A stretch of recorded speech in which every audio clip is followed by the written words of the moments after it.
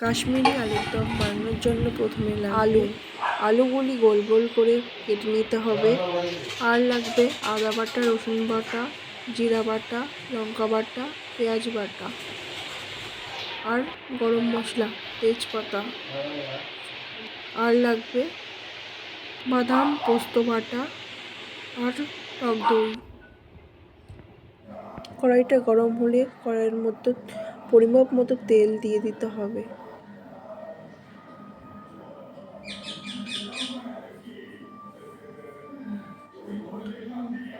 তেলটা গরম হলে একে একে করে আলুগুলি ছেড়ে দিতে হবে।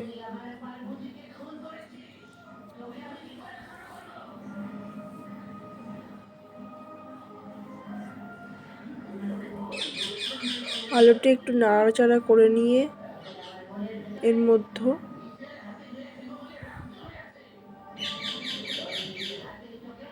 পরিমাপ মতো হলুদ, লবণ দিয়ে নাড়িয়ে নিতে হবে।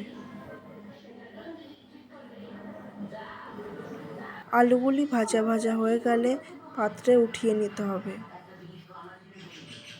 ওই তেলের মধ্যে এলাচ, লবঙ্গ, দারচিনি, জিরা, তেজপাতা দিয়ে একটু নাড়িয়ে নিতে হবে।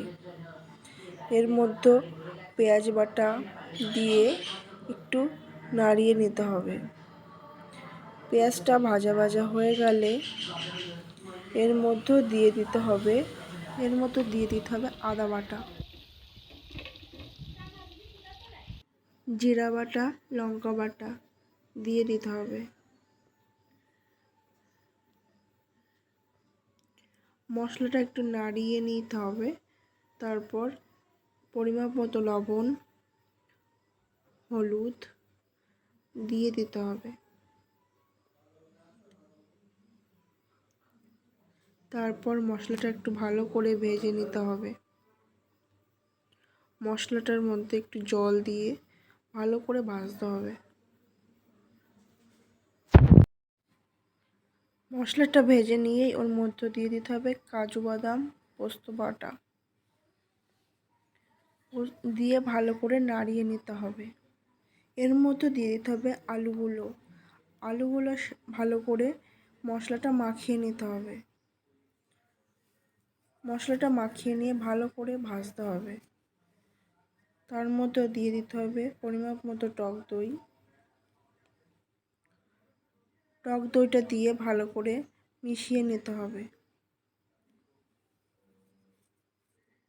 এর মধ্যে দিয়ে দিতে হবে পরিমাপ মতো জল।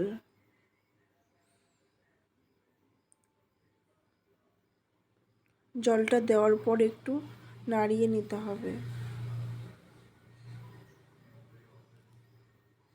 ভালো করে নাড়িয়ে নেওয়ার পর কড়াইটা ঢেকে দিতে হবে। ঢাকনাটা নামিয়ে নেওয়ার পরেই আপনারা খুন্তি দিয়ে একটু নাড়িয়ে নেবেন। দেখতে পারবেন তৈরি হয়ে গেছে আমাদের কাশ্মীরি আলুর দম।